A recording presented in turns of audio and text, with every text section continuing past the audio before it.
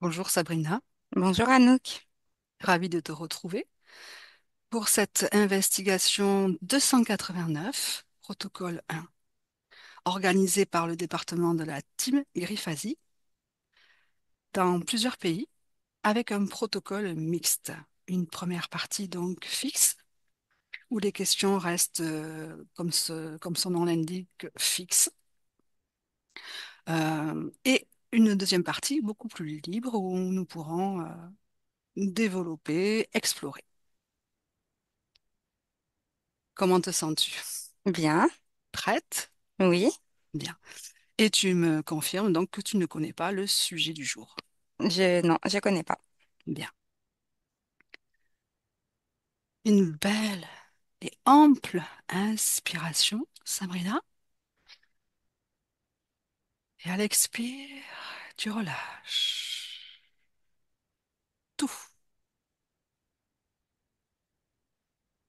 tout ce qui n'est pas utile à la profonde détente.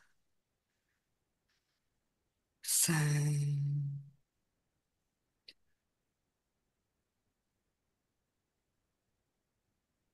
Palier par palier, tu descends.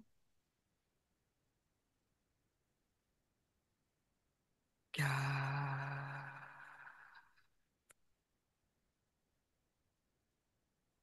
Plus profond de toi,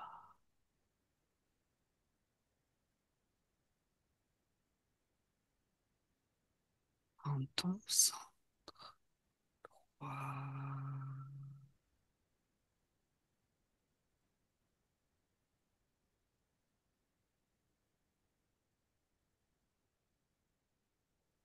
Tu te loges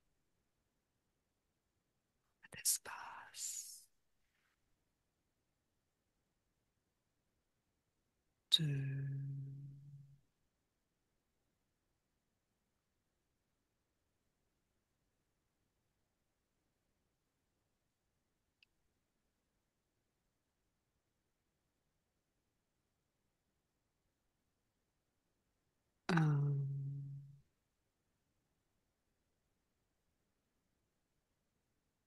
Et à mon 3.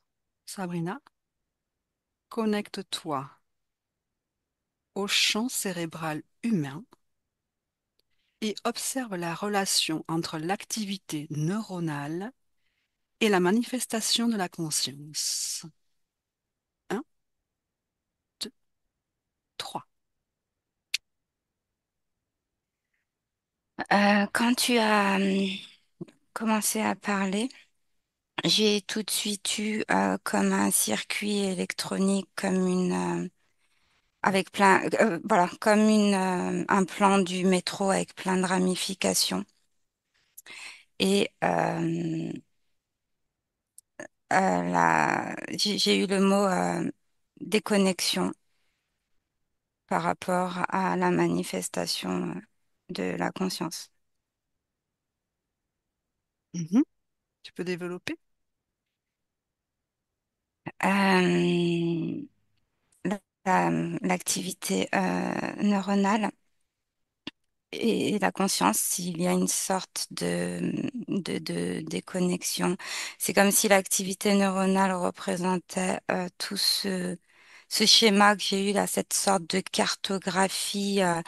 Mais ce qui me marque le plus, c'est toutes ces ramifications, comme si l'activité neuronale de l'humain était vraiment quelque chose de très ample, très vaste, que ça partait vraiment dans beaucoup de ramifications.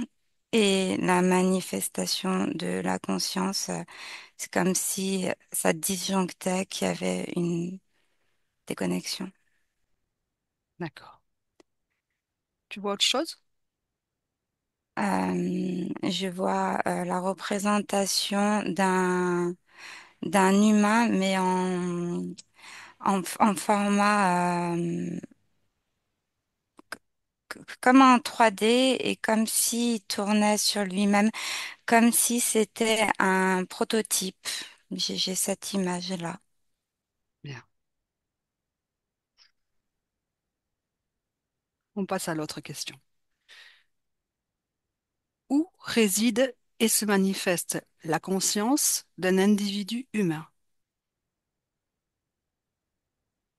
J'ai tout de suite cette zone-là au niveau du plexus et comme si ça partait de l'émotionnel pour se déployer.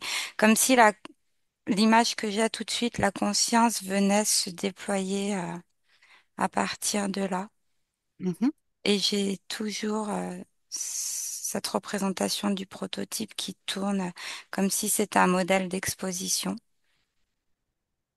Ok. Autre chose? J'ai vraiment, quand tu dis la conscience, j'ai vraiment en priorité l'émotionnel, comme si la conscience et l'émotionnel étaient vraiment de pair. Mhm. Bien. Observe si un lien émerge entre l'état de conscience et la perception de la réalité. Un, 2, 3.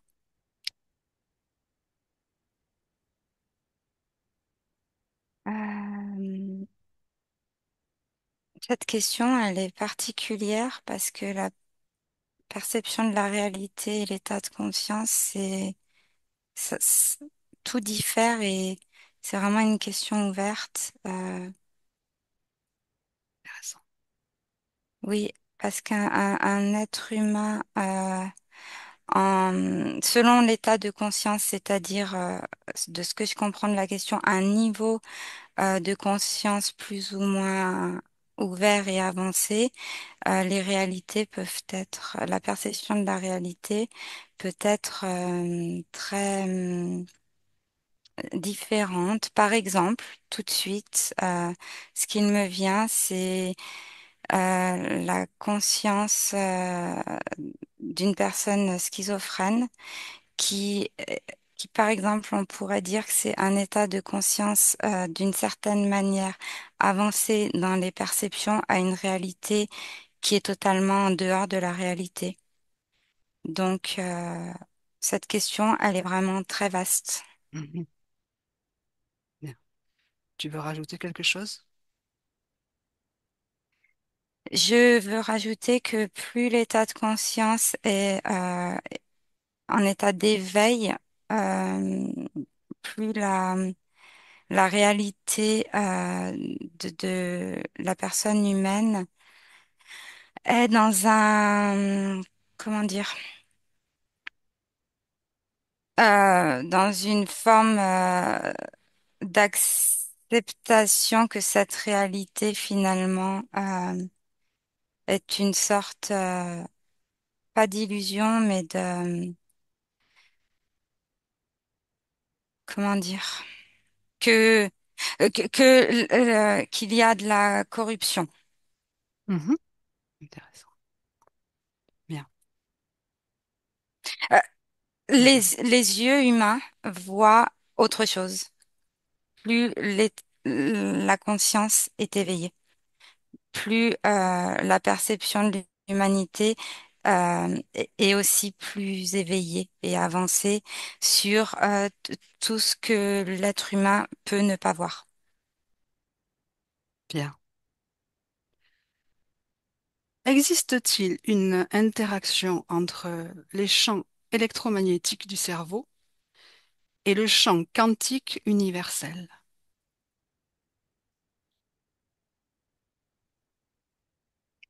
Oui, tout est relié. Tout ce qui concerne les champs électromagnétiques font que il y a une captation autre. Le cerveau est une sorte d'électricité ambiante qui capte des informations Mhm. sans forcément savoir les traiter. Oui, Tu vois autre chose? non. Bien. La conscience individuelle peut-elle exister indépendamment du corps physique? Oui. Se poursuit. Euh, Là, j'ai une personne qui quitte son corps. Donc le corps physique n'est plus, mais la conscience ne cesse d'être là en fait. Elle existe en tant que...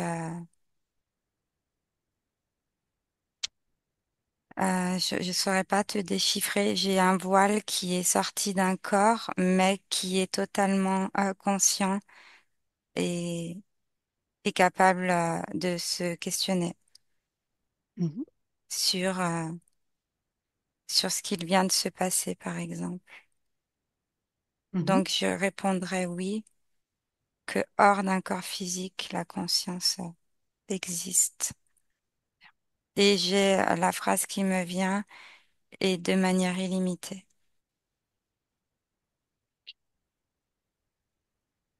Au moment de l'expérience de la mort, qu'advient-il de la conscience? Tu as un petit peu anticipé la question. Là, j'ai vraiment sous forme, ce que je visualise, c'est une forme vaporeuse, tel un voile qui se... Il n'y a plus d'apparence humaine de ce que je perçois, mais c'est tout un... ça diffuse énormément.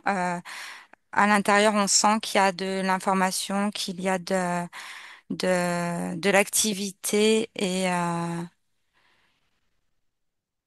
et qu'en fait, la conscience est livrée à tout, à une sorte de dualité. J'ai vraiment ce que je perçois, qu'advient-il quand la conscience quitte un corps, elle est totalement exposée à une sorte de dualité où c'est comme un champ de bataille où se livre une bataille où elle est prête à être capturée si elle n'est pas informée. Bien, J'ai intéressant. vraiment l'aspiration, un phénomène d'aspiration où elle est prête à être aspirée. C'est bien pour ça que au début, je crois qu'on parlait de conscience ou de niveau d'éveil. Dans ce sens-là, je la vois face à beaucoup de tentations. D'accord. Tu vois autre chose? Oui, les mêmes tentations que sur le plan terrestre où l'humain peut être confronté à beaucoup de tentations s'il n'est pas informé. La Mhm. conscience reste la même en fait. En dehors, corps ou pas corps, la conscience reste la même. Bien. Oui. Certains individus atteints d'hydrocéphalie et dont le cortex cérébral est très réduit ou altéré, présentent néanmoins une intelligence normale ou parfois supérieure à la moyenne. Comment vois-tu la conscience de ces personnes?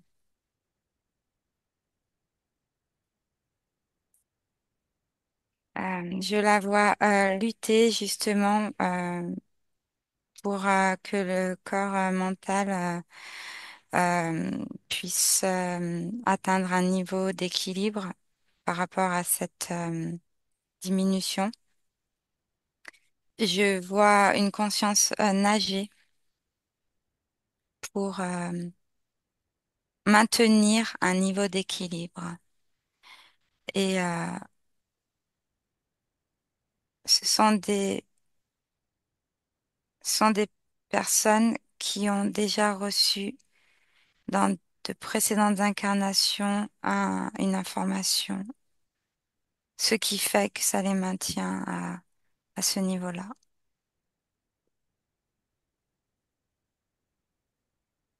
Tu peux préciser? C'est comme si c'était un test. De ce que je perçois, c'est comme si ces personnes avaient atteint un niveau de conscientisation, justement, et que ça fait partie d'une sorte de test qu'elles se sont imposées pour dans de futures incarnations pour tester, comme un challenge, pour tester leur capacité à être présente en elles-mêmes. Mhm. C'est ce que je perçois. Et j'ai aussi, j'ai aussi une sorte de à expérimenter les nouvelles technologies. Développe. L'être humain invente beaucoup de technologies et face à ça, ce genre de conscience viennent pour aller à l'encontre de ça, pour tester leur niveau de... j'ai le mot combativité qui me vient Mhm. face à l'apparition des nouvelles technologies. Tu veux rajouter autre chose? Non. Bien. À quoi ressemble la conscience chez les sujets en état végétatif?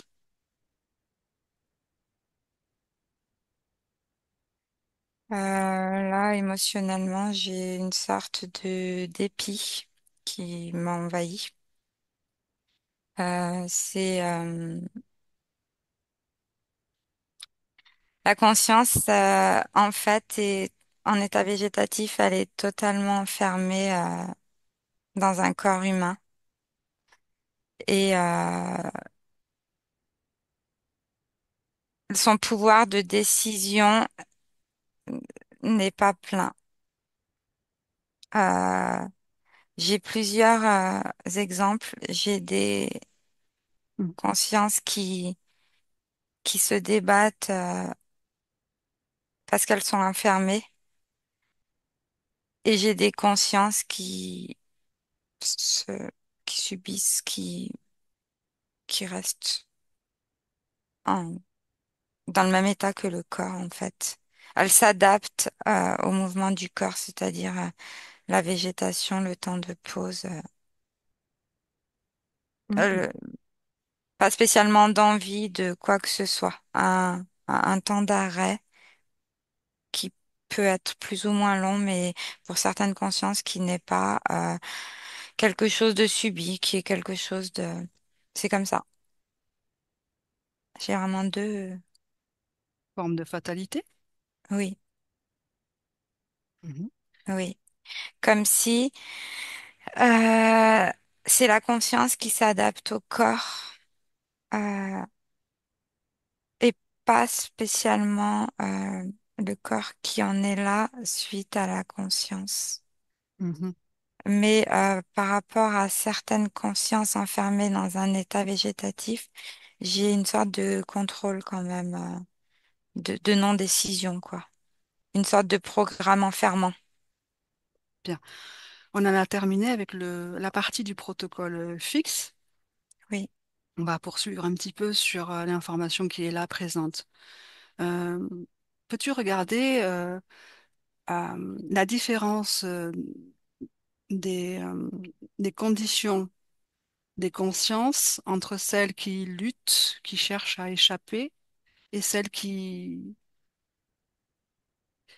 acceptent dans une forme de fatalité? C'est de ce que je vois, c'est celles qui ont compris que c'était pas leur décision. Donc elles sont dans une lutte à essayer de trouver, comme dans un labyrinthe, il faut trouver la sortie. Mhm. Parce que c'est pas satisfaisant, parce que c'est pas nourrissant, parce que c'est du temps de perdu et celles qui sont dans une sorte de fatalité, c'est comme si elles étaient en état de soumission, d'acceptation, parce que c'est une histoire d'éveil de conscience. Elles n'ont pas compris qu'elles pouvaient faire autre chose. Est-ce que tu, Oui. est-ce que tu vois une caractéristique prégnante entre ces deux? situation au niveau des conditions? Est-ce qu'il y a quelque chose de flagrant qui apparaît chez l'une et différent chez l'autre? Est-ce que tu comprends ma question? Je vais te demander de répéter parce qu'il faut que je te précise que, en fait, moi-même, je lutte pour revenir dans la scène parce que j'ai l'impression d'être comme à l'état de ces consciences totalement éloignées. Bien, alors tu Donc, je ressens ça.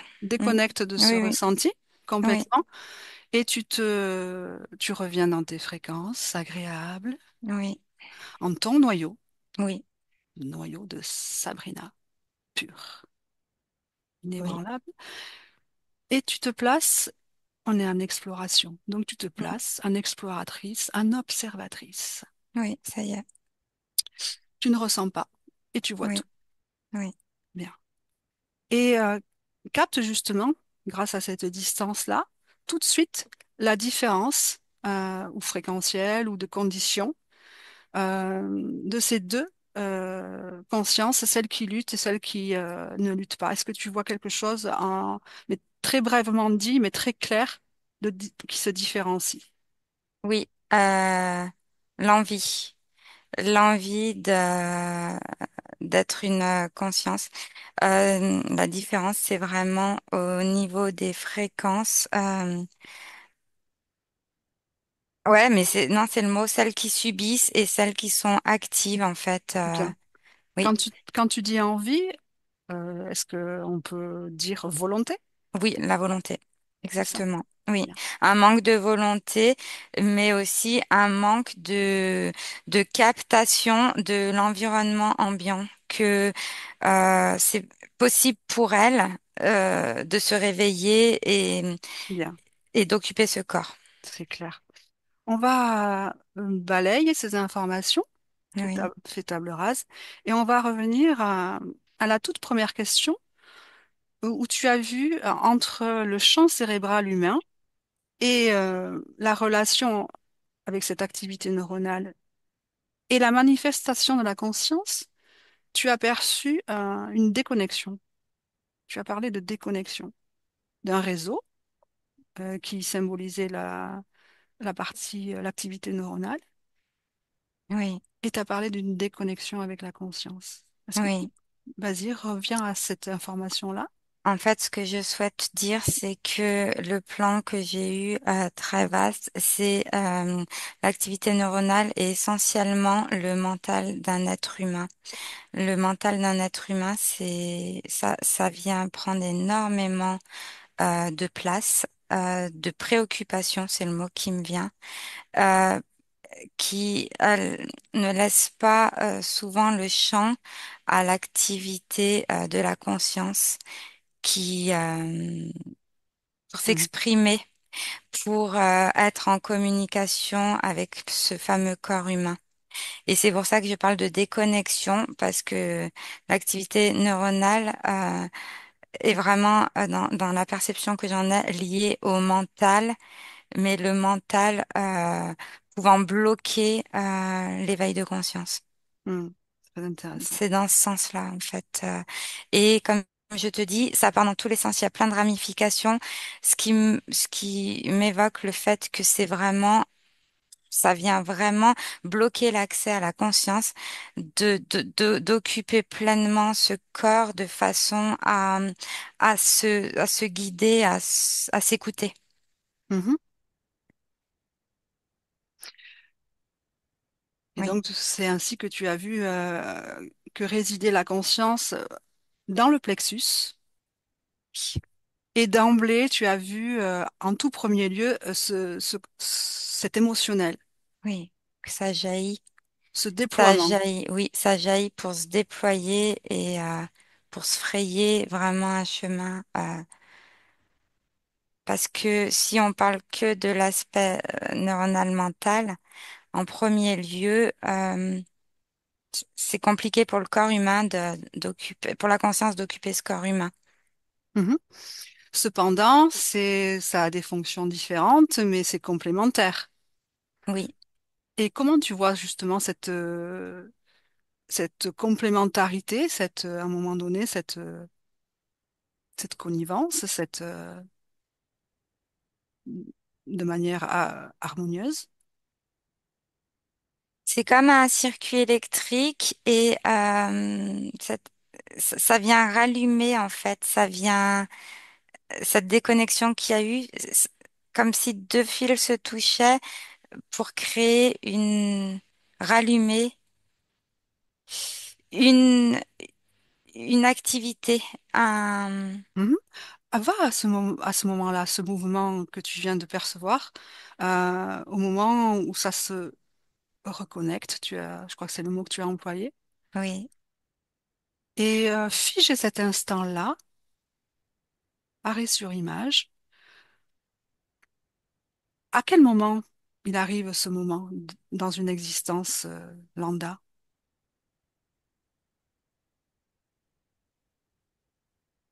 là, j'ai une personne qui subit un deuil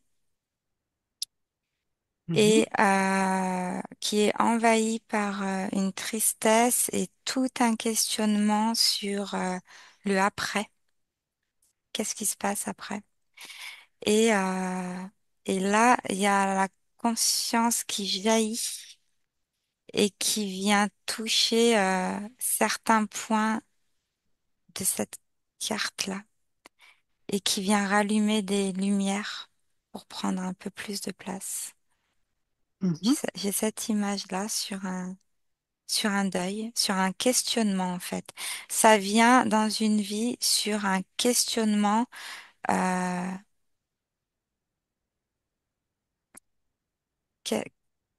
que- qui je suis? Qu'est-ce qui m'anime? il y a une forme d'équilibre, de complémentarité entre tout ce qui est de l'ordre du ressenti, de l'émotionnel et du questionnement plus intellectuel, plus Oui, cérébral. oui, Mhm. oui. Qu'est-ce Et qui regarde suis-je? quand ça s'orchestre de manière fluide, comment tu le perçois, comment tu le visualises. Là, c'est comme un ballet de danse qui occupe tout le corps avec des courbes harmonieuses.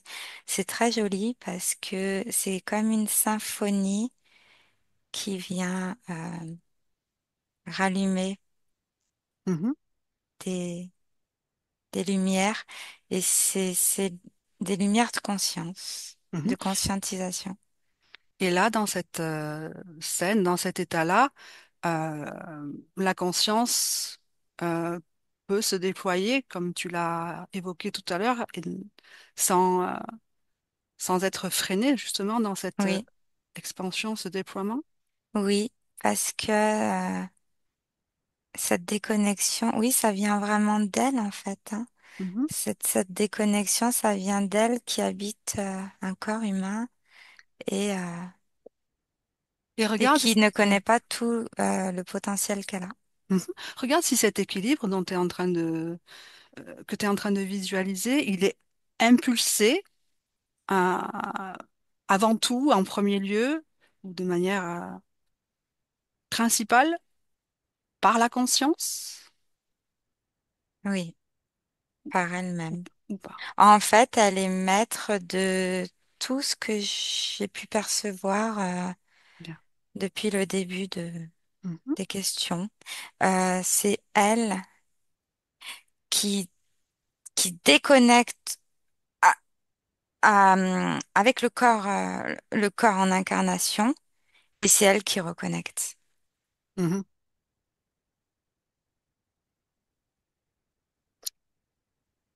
Regarde une situation, trouve une situation où cette déconnexion et reconnexion, cette régularisation permanente pour créer cet équilibre ne fonctionne pas.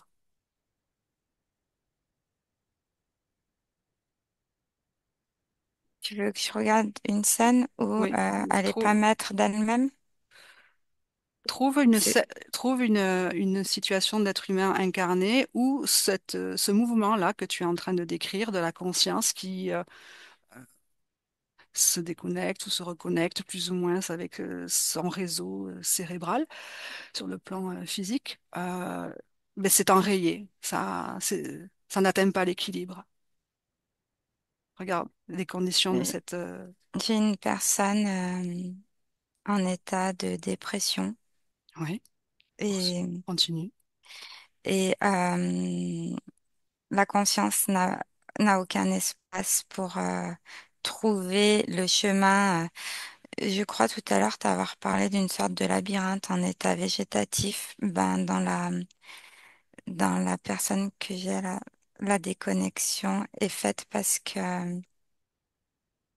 y a pas d'envie. Y a pas, c'est un manque d'envie. Regarde les conditions subliminales de cette conscience et regarde qu'est-ce qui l'empêche de moduler pour sortir de cet état dépressif, justement. Qu'est-ce qui entrave? Là, j'ai la fatigue de subir des incarnations et de perdre mon essence à chaque incarnation. Pourquoi elle subit? Qu'est-ce que c'est qui Parce fait? qu'elle n'a plus de, elle n'a plus de force. Regarde qu'est-ce que c'est qui puise cette force. Regarde ces conditions subliminales. Est-elle, Elle, elle est enfermée. Je la vois enfermée dans un dôme en verre. Et quel est ce dôme? À qui est qu'est-ce que c'est ce dôme? il y a et c'est une araignée. C'est comme si une araignée l'enfermait. Cette conscience est-elle de conditions libres ou pas? Non. D'accord. Donc, est-ce qu'on peut dire, regarde de manière beaucoup plus générale maintenant, est-ce qu'on peut dire que ce sont les conditions de la conscience, ces conditions libres, qui font qu'elle peut se déployer, euh, gouverner, équilibrer à sa guise? Oui, une conscience qui est libre, elle déploie tout son potentiel. Elle, elle est libre. Je la vois vraiment. Là, j'ai l'image qu'elle avance en étant parfaitement libre, aérée. Euh, c'est fluide. Mhm. Et qu'est-ce que ça donne Euh, sur le plan physique, une telle condition? Là, j'ai une jeune femme euh, qui fait du vélo et qui a les pieds en l'air et les mains sur le guidon et elle hurle de joie dans une descente en étant dans la joie absolue Mhm. et le fou rire intérieur parce qu'elle elle s'éclate, elle. Mhm. Je m'éclate, c'est Bien. trop beau. Et les consciences en état végétatif ou de la personne en dépression, ce sont pas des consciences libres en fait. Mhm. Donc savourer cette fluidité en l'état, c'est pas Mhm. compatible. Tu peux définir ce que c'est une conscience qui n'est pas libre? Eh bien là, la personne en dépression, au niveau subliminal, elle est dans un dôme de verre que elle perçoit comme un dôme de verre, donc bien lourd, ne pouvant euh, la soulever et partir. Moi, de ce que je vois, le dôme de verre, c'est vraiment une araignée qui vient avec toutes ses pattes l'enfermer Mhm. et tisser une toile. Et donc déjà, il n'y a pas la perception de cette liberté. Et Ouais. Regarde ce qui fait que toi, tu perçois que c'est un dôme et qu'il suffirait ben, de soulever le dôme et de s'en extirper. Et ce qui fait qu'elle n'a pas cette perception. on en revient au début, cette cartographie là qui part dans plein de ramifications, c'est un programme. Donc ce qui fait, c'est que à la base, c'est un programme. La conscience est programmée dans ce sens-là. Ah, alors, fais un focus là-dessus. Oui. Tu parles du réseau. Quel réseau? Je t'ai parlé d'une ramification comme un réseau de métro, là, que ça partait. Oui. Et donc, c'est ça, au niveau mental, c'est pour ça qu'il y a une déconnexion, parce que cette ramification est venue apporter plein d'informations, comme quoi, bah, déjà, le mot liberté, ça n'existe pas, en fait. Potentiel, liberté, c'est pas des mots portés à la connaissance de la conscience. Tu es en train de dire que au niveau neuronal, cérébral, il y a un programme? Le corps mental, en fait, oui, le corps mental, c'est dans le mental que c'est programmé comme ça. D'accord. Donc, ça demande un mouvement de la conscience pour passer outre ce programme, Oui, une volonté. pour, euh, pour s'expanser, une Oui, volonté. oui. Et c'est essentiellement la volonté qui déjoue ce programme, ou il y a autre chose? Avant la volonté, il faut qu'il y ait quand même la visualisation que la conscience n'est pas libre et peut faire autre chose que cet enfermement Bien. et cette déconnexion. Ça m'amène sur la prochaine question où tu as vu au moment où la conscience quitte son corps. Oui, Là, tu as vu un moment dense d'un point de vue des probabilités de, et tu as parlé d'un moment de dualité avec oui, beaucoup de tentatives. oui, Va à cette information-là, cet état-là. Reprends à partir des informations que tu as eues et regarde encore une fois. Qu'est-ce que c'est cette dualité que tu perçois là à ce moment-là et où tu as parlé c'est un moment de bataille pour oui, la oui, conscience. oui. J'ai une, euh, j'ai une scène de chaos. J'ai des explosions, j'ai du feu, j'ai beaucoup de rouge dans cette scène. J'ai cette conscience en suspension sur un moment de... C'est un moment suspendu. Vraiment, je la vois en suspension où j'ai de l'aspiration prête à l'alpaguer à tout moment et j'ai mis la scène au ralenti pour pouvoir l'analyser, mais tout se passe très vite. Et c'est dans ce moment où tout se passe très vite qu'elle peut reconnecter à tout ce qu'elle a été, en fait. Et sur ce moment-là, si elle ne reconnecte pas, elle est tout de suite prise dans un autre moment où elle sera déconnectée. Tu, C'est très clair. euh, Oui, voilà. c'est parfait, c'est bien. Euh, Qu'est-ce que symbolise, pour approfondir cette information-là, ce chaos? Pour moi, ce chaos-là, ça symbolise vraiment la dualité dans laquelle elle peut s'incarner. Mhm. C'est vraiment, ouais, Regarde une conscience équilibrée qui épanouie, qui quitte son corps. oui.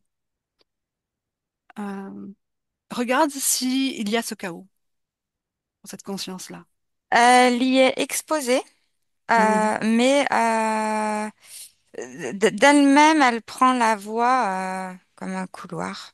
Elle, D'accord. elle prend la voie où elle n'a pas besoin de réfléchir. Mhm. Parce que quand elle sort, de toute façon, ce chaos est proposé. Mais vu que tout se passe très vite, si elle part en étant vraiment sereine et informée des conditions d'elle-même, elle est hermétique à cela. Bien. Donc en fait, toutes ces tentatives, ce chaos, et etc., cette dualité, selon le champ fréquentiel vibratoire, selon ce que vibre la conscience à ce moment-là, euh, elle en est impactée ou pas, ou ça fait résonance ou pas. Oui. Et là, la conscience dit tout n'est que question de préparation. Mhm, La conscience que j'ai visualisée, elle me montre vraiment que la question ne se pose pas parce que elle avait intégré. mhm.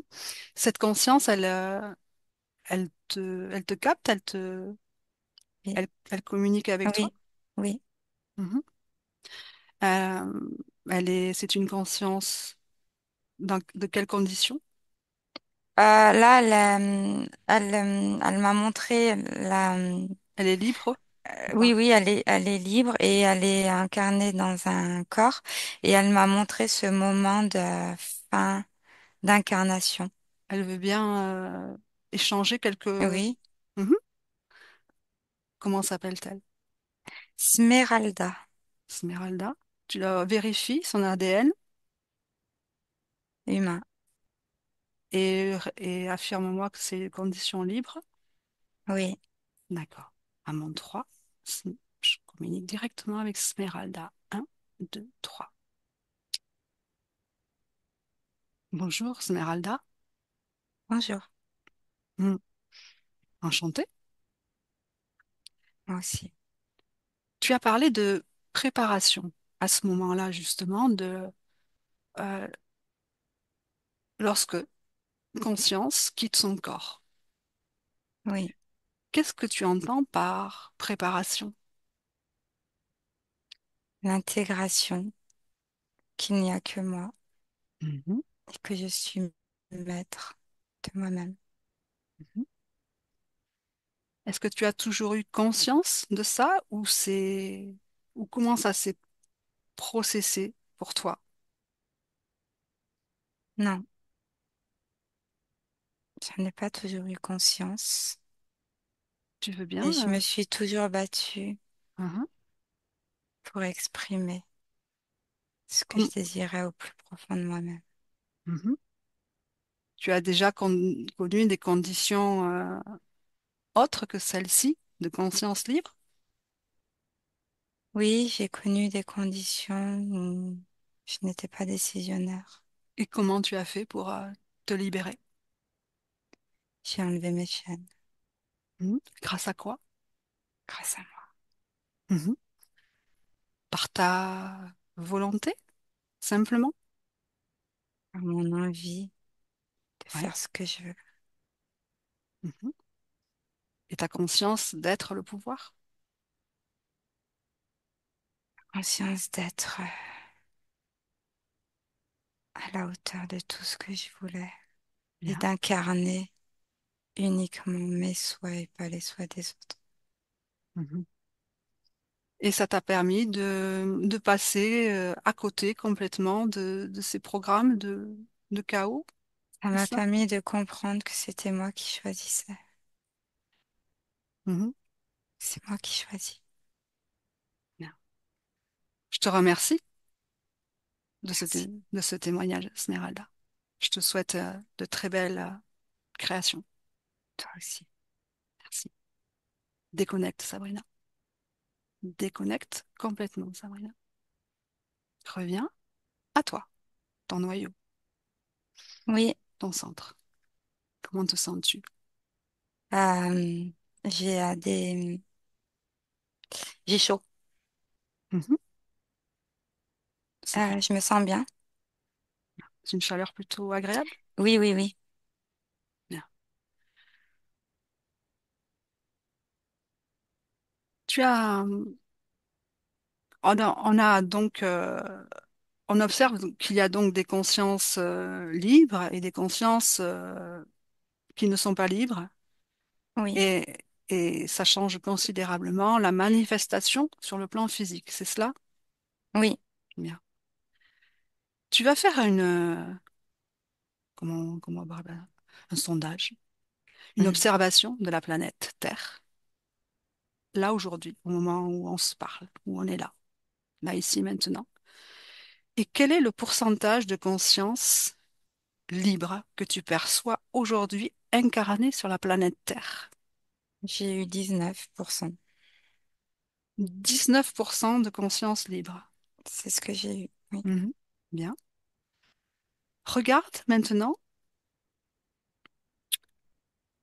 capte l'information de l'ingrédient, le mouvement ou l'information commune aux consciences qui permet une libération immédiate.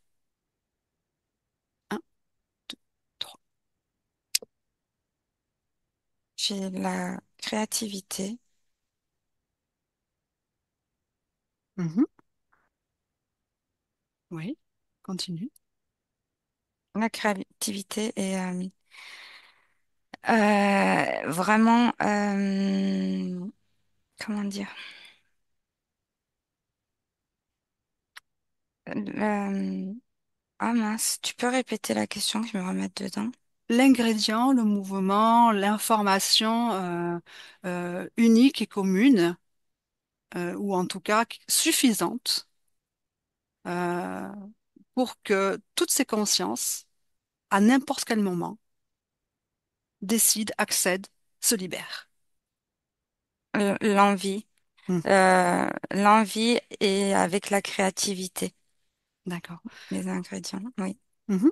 Comment tu vois la créativité? Pour trouver la solution qui va avec l'envie d'y accéder. Mhm. Parce qu'il y a l'envie, mais il y a aussi la mise en place de cette envie par l'action.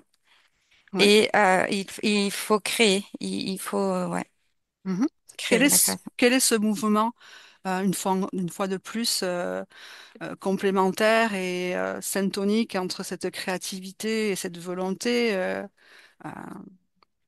ben, qui permet de fait la libération de toute conscience, l'état libre de toute conscience. La compréhension que grâce à cette création qui vient de l'envie, ça vient de la conscience, ça vient pas d'ailleurs, ça vient d'elle et c'est comme ça qu'elle met en place cette libération et cette continuité d'exister en tant que conscience libre.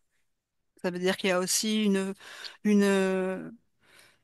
forte, une conscience prégnante de son individualité. Oui, et tu as dit une force et j'ai eu une force vitale. Mhm. Mm. Regarde cette force vitale, comment tu la visualises? C'est comme un électrochoc sur un arrêt cardiaque, un, quelque chose qui viendrait tout reconnecter pour pouvoir mettre en place. Mhm. Et ça, c'est quelque chose qui est présent en chaque conscience. Oui, mais qui est très, très, très souvent oublié, mis de côté, écrasé. Bien. Alors, euh, pour commencer à s'en retourner de cette magnifique exploration, tu vas rassembler toutes ces informations-là, très importantes que tu viens d'exprimer. Oui, Tu vas l'élargir, l'expanser à la proportion de cette quantité d'êtres humains incarnés qui aspirent à être libres mais qui ne l'est pas. Donc, ce trois quarts de la population. Et tu vas essaimer cette information, qu'elle soit un accès totalement libre.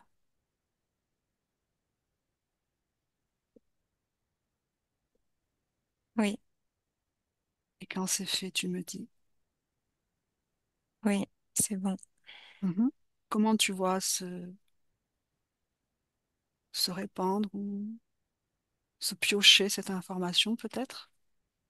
Ça vient créer des sortes d'ondulations. Euh, Tu sais, tout à l'heure, je t'ai parlé d'un questionnement sur un deuil. Bah, ça vient créer des vagues de questionnement Bien.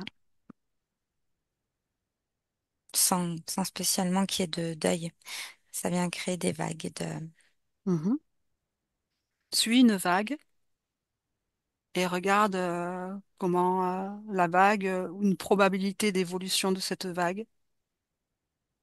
Hmm. Ça vient se déposer sur l'émotionnel, justement, d'une conscience Mhm. euh, Pour ce- qui a envie d'aller mieux dans Mhm. cette incarnation Mhm. parce qu'elle se sent éteinte. Ouais. Continue, regarde l'évolution encore une fois Ça vient lui donner une sorte d'impulsivité à vouloir aller mieux et à commencer à se questionner sur comment aller mieux et sur la, là j'ai la création de l'humanité, euh, Mhm. d'être autre chose qu'une personne qui ne va pas bien. Mhm. Bien. Avant de rentrer, une dernière chose. Ah, la question, observe si un lien émerge entre l'état de conscience et la perception de la réalité. Tu as vu qu'une perception de la réalité est différente, voire corrompue, en fonction de l'ouverture, de l'éveil de la conscience. Et selon ces états d'éveil différents, les yeux voient autre chose. Replonge-toi dans cette information-là. Deux, trois. Oui, en fonction de l'état de conscience, les yeux voient ce que je pourrais appeler l'envers du décor. C'est comme si le champ de perception s'était totalement élargi, comme si ça venait donner des réponses à un certain questionnement. Et, euh, et ça, et, et, et c'est là où la conscience se rend compte que finalement, elle peut ne pas être seule à avoir le pouvoir sur son incarnation. Et c'est un monde qu'elle pourrait qualifier d'illusoire, comme s'il y avait les yeux de la réalité et les yeux de la conscience, Très en fonction intéressant. de l'éveil. Tu peux développer ça? Les yeux de la conscience et les Oui, yeux, tu as dit, de la réalité de la réalité. physique. Plonge là-dedans. Les yeux de la réalité physique sont des yeux dans le mental. Donc, s'il y a des programmes, comme on l'a vu tout à l'heure, ce sont des yeux du mental qui restent focalisés Mm. sur les limitations. Et quand la conscience s'éveille, il y a des yeux que j'appellerais les yeux de la conscience qui montrent en fait toutes ces portes que la conscience peut ouvrir pour voir Mhm. en fonction de son état de conscientisation justement, de son état d'éveil. Bien. Et c'est là où la conscience peut répondre à son questionnement euh, sur le fait que elle n'est pas limitée. Mhm. Donc cet état de conscience, d'un point de vue subliminal, change à la fois la condition et permet à cette conscience de s'expanser d'autant plus dans cet Oui, de espace voir. subliminal, Oui, tout, tout en modifiant sa perception de la réalité également sur le plan physique. Physique, oui, c'est ça. Ça lui ouvre d'autres portes que, par exemple, dans sa réalité physique, elle ne savait pas que ces portes pouvaient s'ouvrir. Et là, ça lui ouvre d'autres portes pour voir son incarnation sous un angle différent. C'est oui, des perspectives différentes.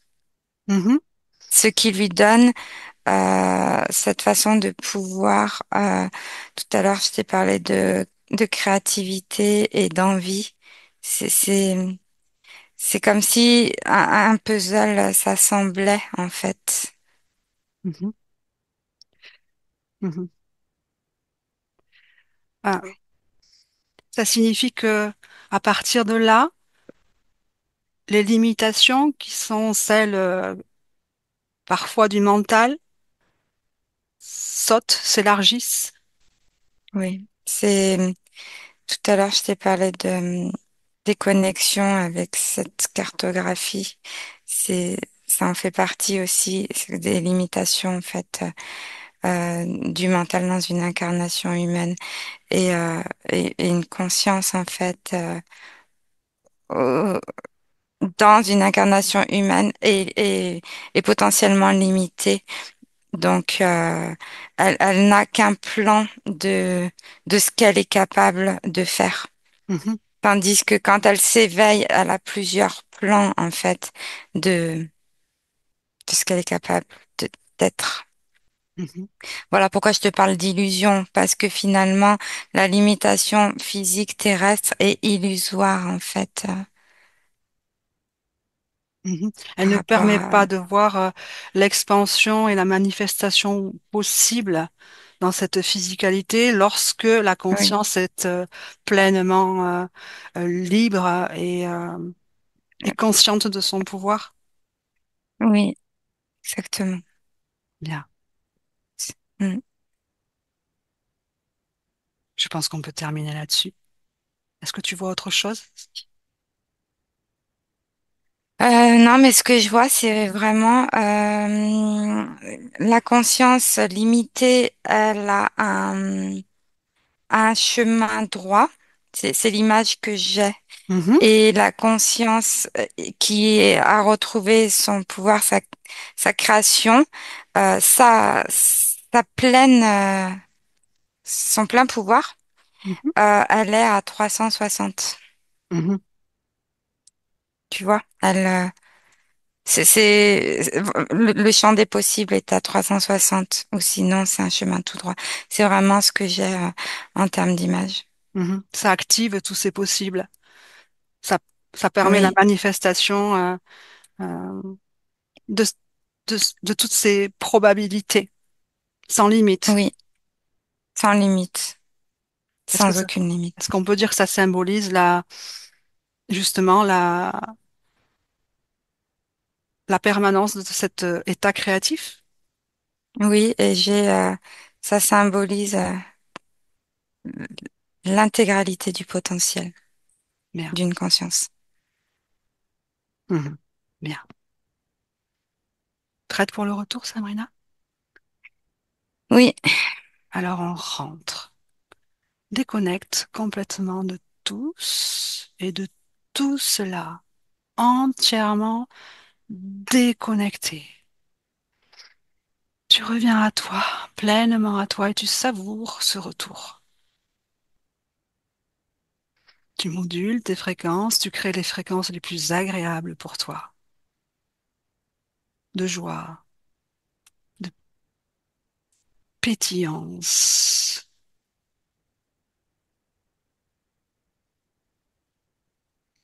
C'est l'équilibre parfait.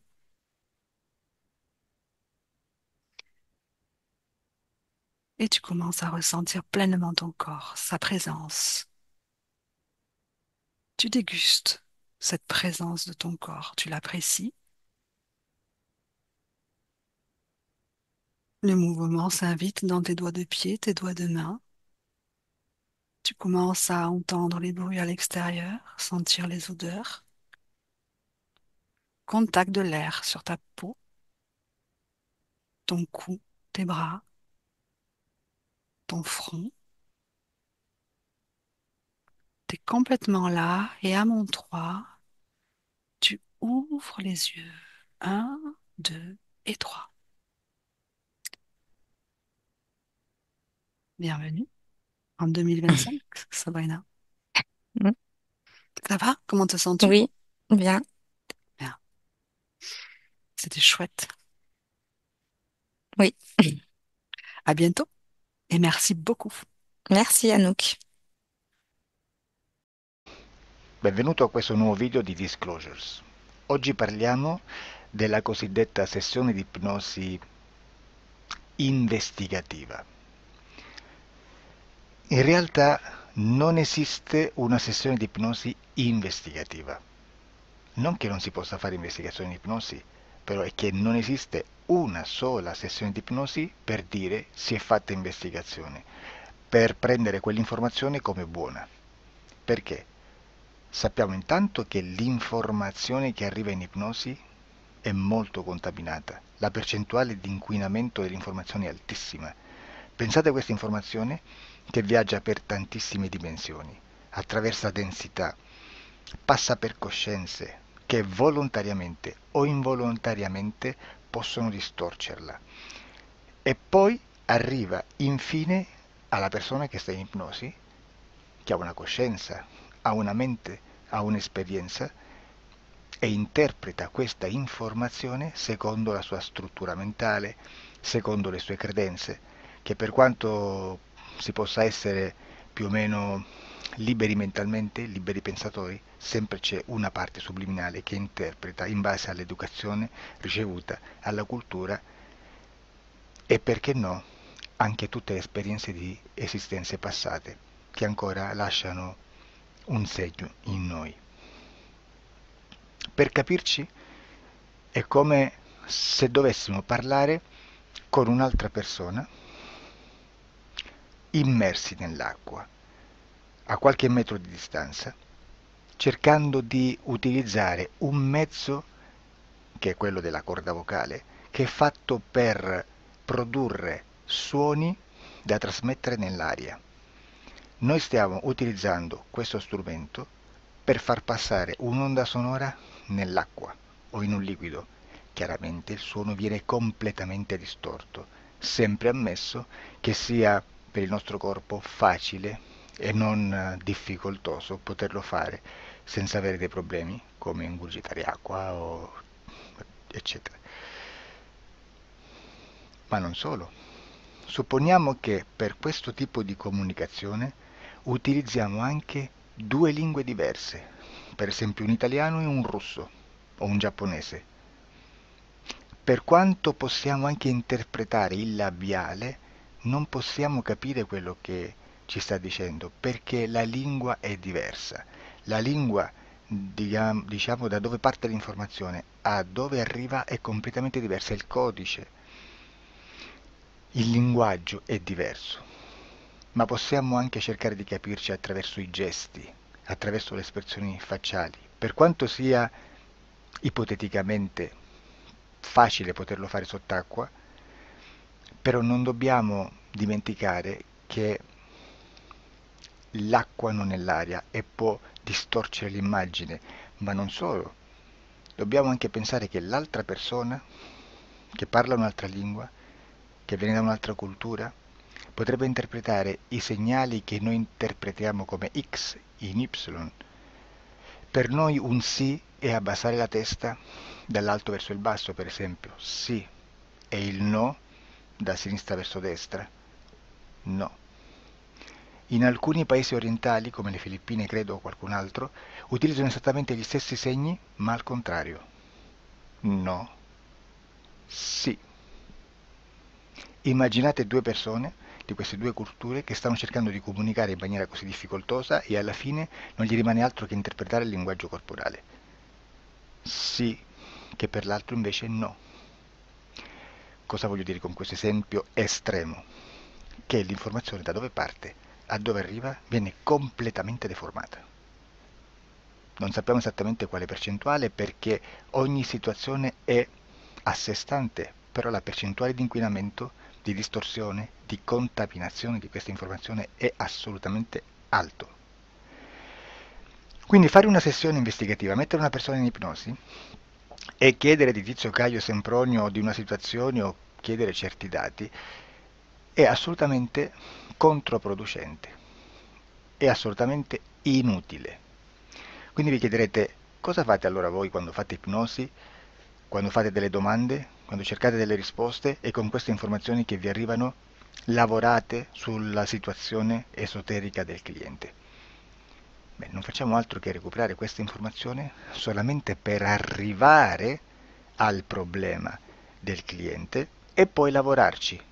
Quindi il valore dell'informazione non è quello di un'istruzione, quello di memorizzare dei dati e di prenderli per buoni, ma è un veicolo di movimento, di trasporto verso la causa del problema per poi lavorarci.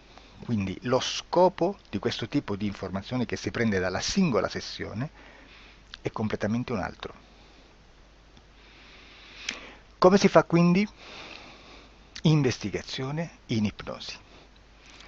Il lavoro non è semplice, il lavoro è lungo, difficoltoso, stancante. È necessario farlo anche in squadra perché bisogna moltiplicare il numero di sessioni da fare e una sola persona potrebbe farlo soltanto in un tempo estremamente largo.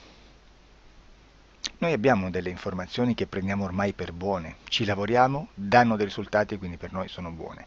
E come abbiamo fatto ad avere queste informazioni? Per esempio, come facciamo a sapere che un extraterrestre chiamato il cosiddetto grigio è più o meno alto X, poi ci sono magari quelli anche un po' più alti, ma hanno un corpo strano, hanno una pelle grigio-verde, hanno degli occhi grandi a mandorla neri, senza una pupilla visibile, non hanno quasi bocca né naso né orecchie, hanno soltanto delle fessure, non hanno organi genitali, hanno degli arti molto più lunghi rispetto alla proporzione che potrebbe avere il corpo umano e di solito hanno meno dita delle 5 del corpo umano, eccetera, eccetera, eccetera. O se no prendiamo un altro tipo di essere che possiamo incontrare in ipnosi, come facciamo a dire che hanno delle somiglianze con i rettili, gli animali rettili terrestri o gli invertebrati, gli insetti terrestri?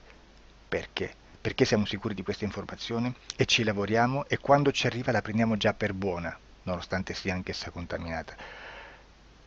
Perché queste informazioni sono arrivate da tantissime sessioni, fatte da tantissime persone, con tantissime altre persone sotto ipnosi e che nel contesto di tutto il lavoro gli uni non sapevano degli altri. Questo dato può essere più o meno rilevante, sempre c'è contaminazione e quindi possiamo prendere per buono anche un gruppo di lavoro dove l'uno possa sapere dell'altro. Ci potrebbe essere una contaminazione del contesto di quel gruppo di lavoro, ma si aggiunge semplicemente una piccola percentuale di questa contaminazione a già la grande che esiste. Non è così impossibile lavorarci. Da tutte queste sessioni, da questo grande numero di sessioni, migliaia, diciamo migliaia, noi prendiamo solamente quell'informazione che è uguale a tutte, che è in comune a tutte, o a quasi, perché magari qualcuna ci potrebbe essere niente in comune per una fortissima contaminazione, perché no?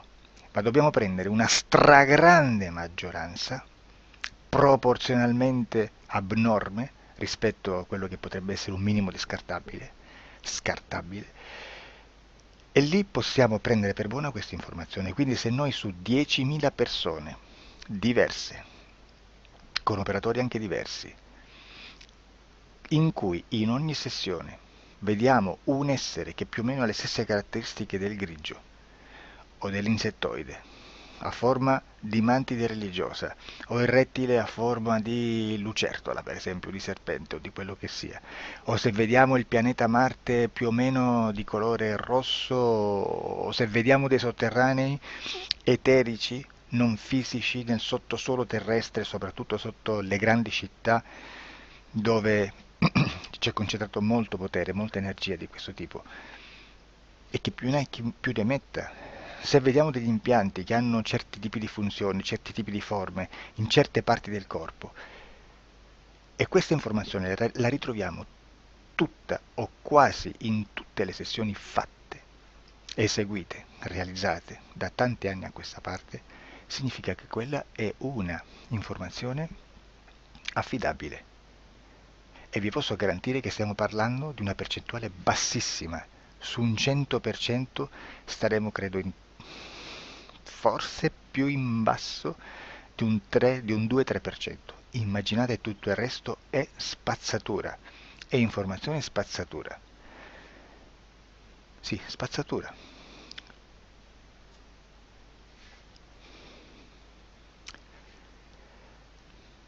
C'è anche un'altra cosa da dire. Supponiamo che un operatore faccia un'ipnosi e voglia andare a vedere cosa fa Tizio, cosa fa Caio, cosa fa Sempronio. Arrivano delle informazioni e si dice che Tizio è biondo, Caio è zoppo e Sempronio è uno sportivo. Intanto già abbiamo detto che una sessione soltanto non serve, d'accordo? Ma poi c'è da dire che una coscienza, un essere, in ambiente subliminale, la sua parte subliminale potrebbe non dare autorizzazione a questa fuoriuscita di informazioni. Mi potreste dire, e allora tu quando chiedi agli esseri cosa fanno, cosa non fanno? Beh, intanto la prendo sempre con le pinze perché abbiamo sempre detto che tutto è molto contaminato e mi serve solo per dirigermi da una parte. Ma c'è anche da dire che se un essere interferisce con l'altro, ha aperto un canale di comunicazione a cui non può ovviare, a meno che non lo recida, non lo annulli. Quindi quando io faccio la domanda a un essere, se lo faccio attraverso l'interferito, mi arriva l'informazione per un canale aperto che sottostà alla volontà dell'interferito. Sulla volontà dell'interferito parleremo in un prossimo video disclosures. Però, se io voglio fare un'investigazione sopra Tizio, Caio e Sempronio che non hanno nessun collegamento, nessuna interazione e nessuna interferenza con il soggetto con cui io sto realizzando l'ipnosi, non è detto che mi arrivi questa informazione. Assolutamente. Potrebbe esserci completamente un muro. Come potrebbe esserci informazioni perché quell'altra parte potrebbe autorizzare comunque. Ma non è detto. E comunque quando ci arrivano informazioni, in una situazione di non interferenza o non interazione, non possiamo sapere esattamente se sono informazioni che ha autorizzato la parte subliminale dell'altra persona o dell'altro essere, o qualche altro essere, qualche altra entità furba, approfitta della situazione, osserva quello che sta succedendo, si mette in mezzo, si fa passare per l'altro e dà informazioni ovviamente distorte, prima perché non è detto che debba conoscerle, e anche se fosse potrebbe manipolarle a sua volontà e a suo vantaggio.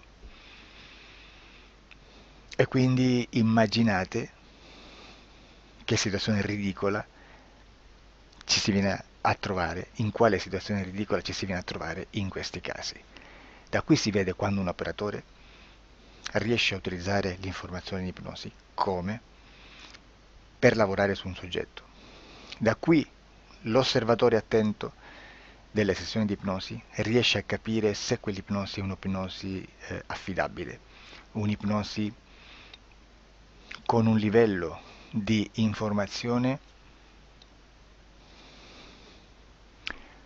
certa, con una alta percentuale di informazione certa. Non vi nascondo che in futuro potrei anche impostare un lavoro per decifrare che livello di certezza di informazione c'è in un'ipnosi, analizzandola e spiegando il perché, spiegando i meccanismi di analisi di un'informazione in ipnosi, che poi anche è molto istintivo.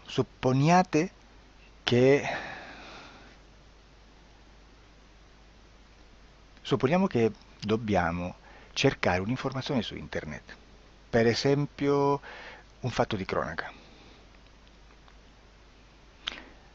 Voi preferite mettervi su un sito ufficiale? A caso. L'ANSA in Italia, ADN Kronos, qualche telegiornale che per quanto possano manipolare l'informazione ad alti livelli, comunque possiamo dare affidabile la fonte dell'informazione che viene trasmessa. Non possono trasmettere una bufala sicuramente. Verrà sicuramente manipolata ad altri livelli. Ne parleremo in altri video, ma a livello base la fonte è certa. Sicuramente non andrete a cercare questa informazione sul primo sito, il primo blog che vi passa davanti e magari c'ha 4 followers. Perché? Perché non vi dà nessuna garanzia della certezza della fonte.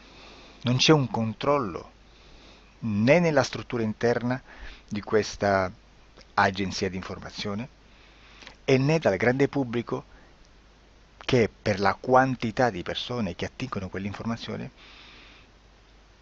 si può dedurre se l'informazione è certa o meno, perché è un'informazione che passa in un pubblico così vasto che se ci dovesse essere una distorsione con la realtà è molto probabile che venga fuori. Credo che abbia detto quasi tutto sulle sessioni investigative.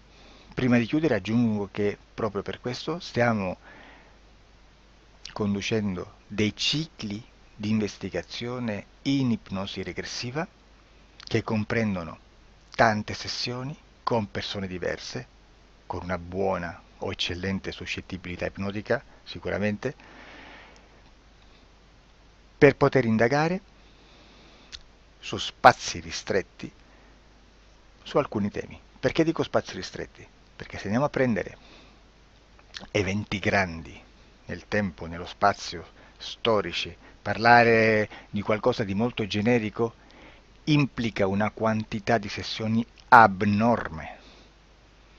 Immaginate se dovessimo fare una sessione investigativa sui buchi neri, quanta informazione ci sarebbe e quante informazioni da filtrare. Sarebbe quasi impossibile farlo in questa maniera. Ma se noi riduciamo lo spazio di investigazione, se noi prendiamo per esempio, investighiamo sulla pedofilia nella Chiesa Cattolica, ecco, se già restringiamo il campo d'azione è molto più facile che possiamo attingere informazioni affidabili, presuntamente affidabili, con un numero di sessioni sicuramente alte, ma ridotte rispetto ad altri tipi di sessioni molto più generiche, su temi molto più generici. Quindi per fare anche delle investigazioni su temi molto generici bisogna suddividerli in temi, in dettagli, per poi alla fine, quando tutta l'informazione è stata filtrata ed è stata dedotta l'informazione comune, si possono mettere insieme per cominciare a costruire il quadro, mettere insieme tutti i puzzle. Questo è il vero senso dell'informazione in ipnosi, quando si fa ipnosi investigativa. La sessione per risolvere una problematica, un problema, con una presunta origine esoterica di un cliente, di una persona, è un'altra cosa, sono altri metodi, altre tecniche e l'informazione si usa in un'altra maniera, ha un altro scopo. Grazie, ci vediamo al prossimo video. Disclosure. Ciao.